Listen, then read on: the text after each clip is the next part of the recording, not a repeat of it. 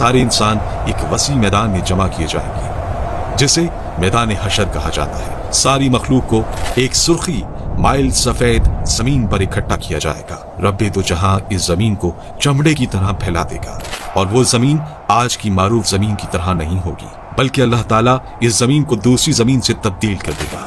आसमान को भी इसी तरह तब्दील कर दिया जाएगा। ये मैदान इतना बड़ा होगा कि तमाम इंसानियत इसमें समा जाएगी।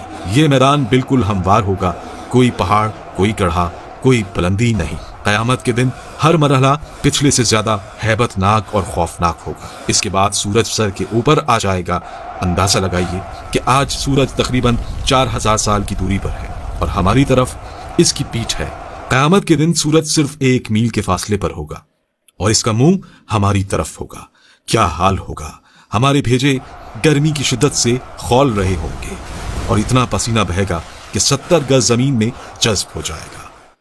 फिर जो पसीना जमीन ना पी सकेगी वो ऊपर की तरफ आएगी। वो पसीना किसी के टखनों तक होगा तो किसी के घुटनों तक पहुंच जाएगा। कोई कमर तक इसमें गर्क होगा तो कोई सीने तक इसमें तैर रहा होगा। कुछ तो ऐसे भी होंगे कि उनके गले तक पहुंच चुका होगा और काफिर के तो मुंह तक चढ़कर लगाम की तरह इसे जकड़ लेगा, जिसमें वो डुबकियां खाएगा। ये सब कुछ डिपेंड करेगा हमारे अमाल पर। अब लोगों के साथ उनके अमाल के हिसाब से मामला किया जाएगा। सजा या जजा अमाल को देखकर दी जाएगी। इस दिन किसी चीज का कोई साया नहीं होगा, लेकिन कुछ अहले ईमान ऐसे भी होंगे कि उन्हें अल्लाह रब्बुल इज्जत अपने अर्श के साए में रखेगा। इस गर्मी की हालत में प्यास की क्या कैफियत होगी। हाल ये होगा कि जबानें सूख कर काटा हो जाएंगी। कुछ तो जबानें मुंह से बाहर निकल आएंगी, दिल मुंह को आए होंगे। लोग अपने अपने गुनाहों के मुताबिक अजाब में होंगे। इस दिन कोई किसी का हाल पूछने वाला ना होगा। बड़े मजबूत और गहरे रिश्ते इस दिन अपनी वक़्त खो देंगे। रिश्तेदारियां और ताल्लुकदारियां किसी काम नहीं आएंगी। यहाँ तक कि सगे रिश्तेदार जो दुनिया में एक दूसरे को देखकर जीते थे, इस दिन एक दूसरे से जान छुड़ाएंगे।